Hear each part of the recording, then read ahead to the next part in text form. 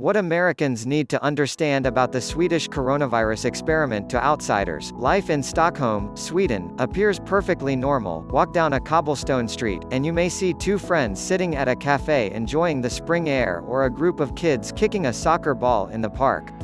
Cars and bicyclists may zip by, a family may walk past you on their afternoon stroll.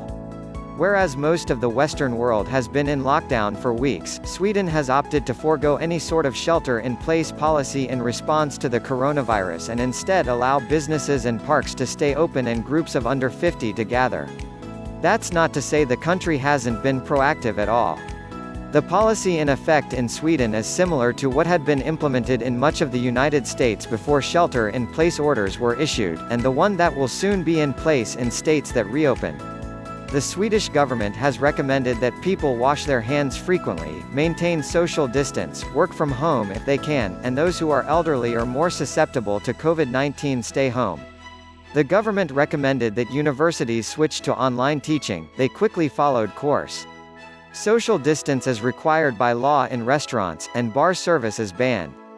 The government changed its sick leave rules to encourage anyone who is feeling symptoms to stay home.